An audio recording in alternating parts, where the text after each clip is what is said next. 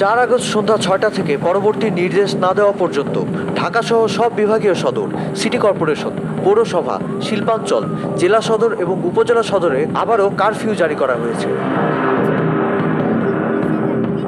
এর আগে কোটা সংস্কার আন্দোলনকে ঘিরে দেশ জুড়ে সংঘাত দেখা দিলে 19 জুলাই মধ্যরাত থেকে দেশে কারফিউ জারি করা হয়। 3 আগস্ট সরকার পতনের এক দফার অসহযোগ কর্মসূচির ঘোষণা দেয় বৈষম্য বিরোধী ছাত্র আন্দোলন।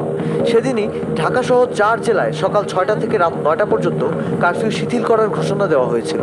কিন্তু 4 আগস্ট সকাল থেকে দেশের বিভিন্ন এলাকায় মুহুর্মুহু সংঘাত শুরুর পর সন্ধ্যা 6টা থেকে আবারও অনির্দিষ্টকালের জন্য কারফিউ জারির ঘোষণা দেওয়া হয়েছে।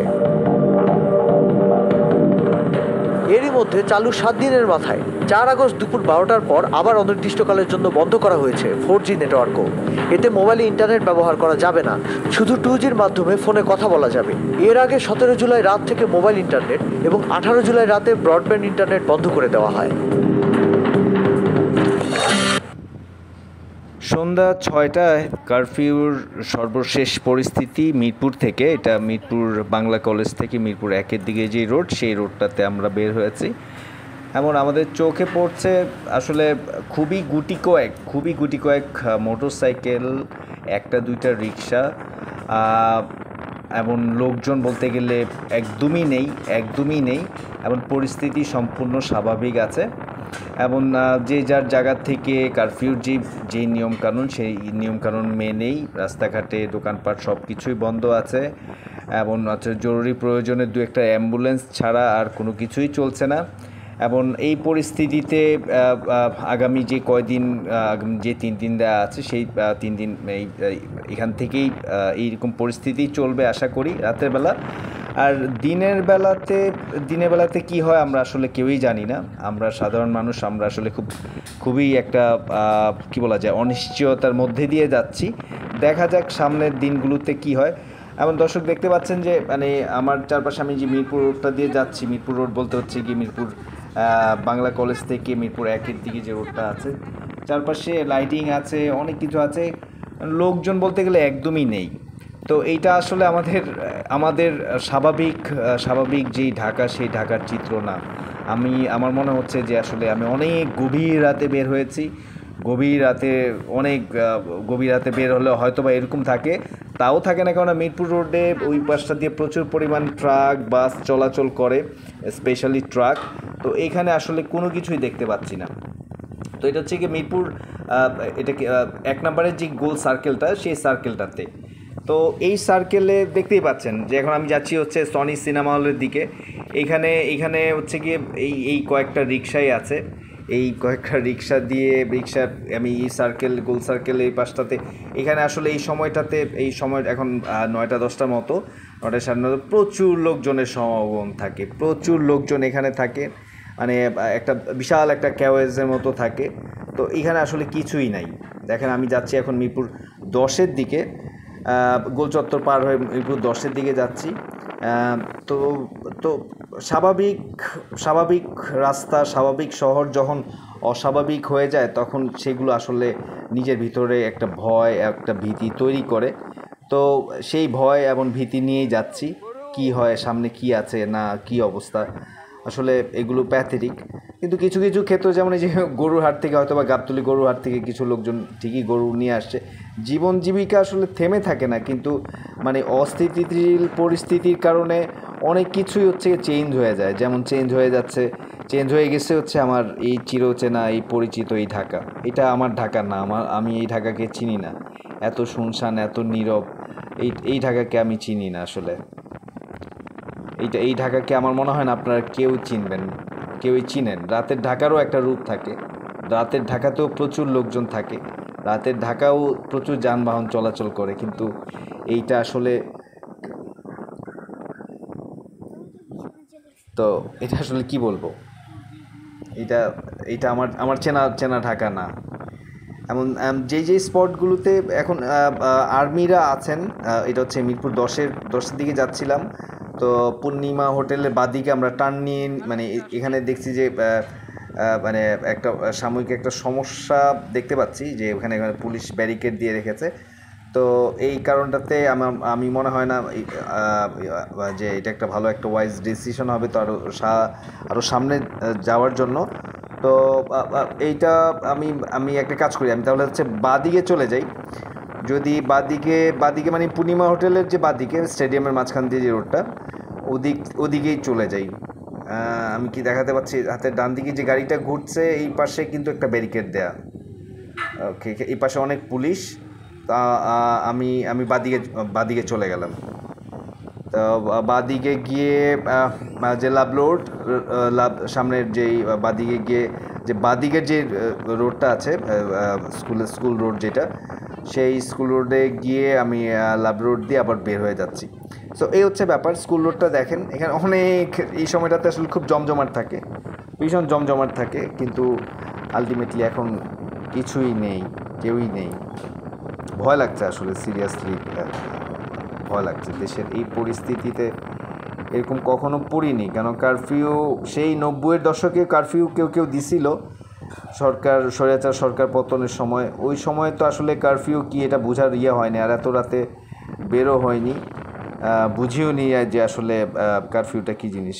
মানুষ আতঙ্কে ভয়ে সরকারি নির্দেশনা মেনে সব কিছু মেনটেন করে এটাই হয় আসলে, মনে হয় এটাই কারফিউ।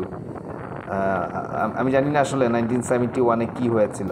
তো এখন 2024 এই 2024-এ এসেও যে কারফিউর মুখোমুখি হতে হবে, এটা আসলে টোটালি আমার মতো সাধারণ মানুষের জন্য টোটালি আনএক্সপেক্টেড একটা ব্যাপার। তারপরেও রাতের ঢাকাকে উপভোগ করার আসলে আমি কাজে যাচ্ছি একটা, সেই কাজে যাওয়ার পারপোজেই আসলে বের হওয়া। তো উপভোগ করছি না আসলে চেষ্টা করছি যে হচ্ছে গিয়ে মানে রাস্তাটা যত শর্টকাটে যাওয়া যায়, আর এরকম রাস্তা তো দেখিনি এর আগে, তো কি করা, তো চেষ্টা করছি আপনাদের এই সিনারিওগুলো মনে হয় অনেকেই দেখেননি, তো এই সিনারিওগুলো আপনাদের সবার সাথে শেয়ার করার জন্য এই ভিডিওটা করা। কি শুনছেন নীরব, এটা আমার ঢাকা না, এই ঢাকাটা আসলে অন্যরকম। এটা আসলে অন্যরকম একটা ব্যাপার। এই অনুভূতিটা আসলে অন্যরকম। রাতের ঢাকার এই রূপ আমি কখনোই দেখিনি। তিলোত্তমা নগরী আসলে এত সুন্দর, হয়তোবা লোকজন কমে গেলে, লোকজন চলে গেলে নগরী হয়তোবা এরকমই হবে। ঈদের সময়গুলো, স্পেশালি ঈদের দিনগুলোতেও কিন্তু এরকম হয় না।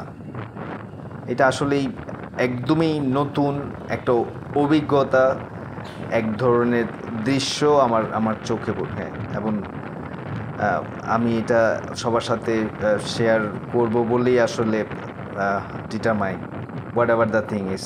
সামনে কি ওয়েট করছে জানি না।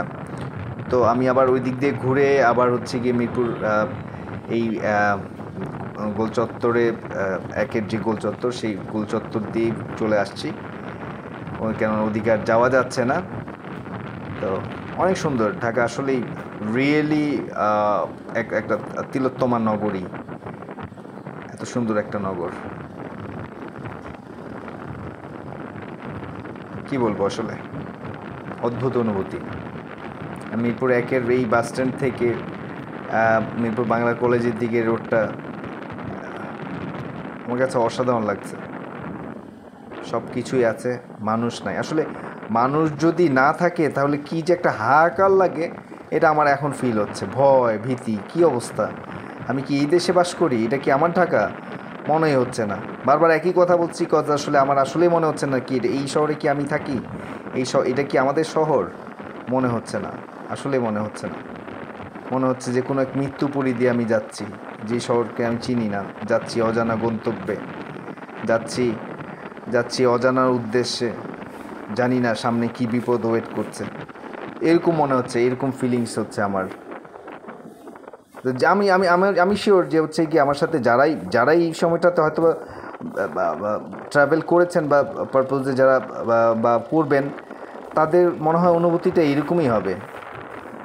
এর ব্যতিক্রম কিছু হবে না। এটা মনে হবে না যে এটা শহর। তো এই শহর আপনার, আমার, সবার। ঢাকা বাঁচলে বাংলাদেশ বাঁচবে, ঢাকা থাকলে বাংলাদেশ থাকবে। তো তো এই শহরের যে বাসিন্দারা যারা ঢাকাতে জন্মসূত্রে আছেন, যারা প্রয়োজনে এসেছেন, যারা একে ইউজ করছেন, যারা একে ফেলে চলে যাবেন, তাদের যারা ঢাকা বাংলাদেশের সব মানুষদের কাছে আসলেই একটাই অনুরোধ, সেটা হচ্ছে কি এই ঢাকা বাঁচলে বাংলাদেশ বাঁচবে। তো এই পরিস্থিতি আমাদের কারোই কাম্য নই। সবার সব হত্যার আমরা তদন্ত চাই, প্রত্যেকটা হত্যার বিচার চাই। আর কোনো রক্তপাত, আর কোনো জীবন যাতে না যায়, আর কারো মহামূল্যবান, পৃথিবীর সবচেয়ে মূল্যবান যে জীবন, সেই জীবন যাতে আর কারো না যায়। এই আন্দোলনের কারণে কত মায়ের বুক খালি হয়েছে, কত ভাই, কত বোন, আসলে কি বলবো, এগুলো যাতে আর না ঘটে। একটা সুষ্ঠু সুন্দর একটা সমাজ আসুক, আমাদের ভবিষ্যৎ প্রজন্মরা খুব ভালো থাকুক, তাদের জন্য খুব ভালো কিছু করে, জন্য খুব ভালো কিছু করে দিতে পারে যারা, তারা যাতে হচ্ছে গিয়ে লাইমলাইটে আসে, তারা যাতে হচ্ছে গিয়ে এসব নিয়ে চিন্তা করে ঢাকাকে তিলোত্তমা নগর হিসেবে সারা পৃথিবীতে, বাংলাদেশকে সোনার বাংলাদেশ হিসেবে সারা পৃথিবীতে যাতে সবাই ছড়িয়ে দিতে পারে। সবাই সেই প্রতিজ্ঞা নিয়ে নতুন জেনারেশন ছাত্ররা তারা যাতে এগিয়ে আসুক, এবং বয়োবৃদ্ধ যারা আছে মুরব্বীদের জ্ঞান নিয়ে, তারুণ্যের শক্তি নিয়ে, তারুণ্যের রক্তের যে টকবকে আগুন, সেই আগুনের স্পর্শ নিয়ে আমরা একটা সুন্দর একটা ভবিষ্যৎ গড়তে পারি, একটা সুন্দর ভবিষ্যৎ যাতে ভবিষ্যৎ প্রজন্মকে দিয়ে যেতে পারি। এইটাই হোক আজকের দিনের প্রত্যাশা। ধ্বংস, ক্ষোভ, ঘৃণা কখনোই ভালো কিছু নিয়ে আসতে পারে না, কখনোই না। ভালোবাসার জয় হোক সবখানে, সব জায়গাতেই। সবাই ভালো থাকবেন, সবাই সবার জন্য ভালো রাখার চেষ্টা করবেন। ঢাকা ভালো থাকুক, আমার বাংলাদেশ ভালো থাকুক, আমার মা ভালো থাকুক, সবাই ভালো থাকুক। ভবিষ্যৎ প্রজন্মের জন্য যাতে আমরা ভালো কিছু রেখে যেতে পারি, এই অঙ্গীকার নিয়ে যে যার দায়িত্ব থেকে, যে যার পজিশন থেকে সামান্য কিছু যাতে করে যেতে পারি এই দেশটাকে এগিয়ে নেওয়ার জন্য। এই দেশটাকে ভালোবাসুন সবাই, এই দেশটা আমার, আপনার সবাই। এখানে মুক্তিযুদ্ধ, রাজাকার, এখানে সবাই আমরা বাঙালি, সবাই আমরা বাংলাদেশি। আমাদের পরিচয়, আমাদের দেশ বাংলাদেশ, সোনার বাংলাদেশ। আল্লাহ হাফেজ।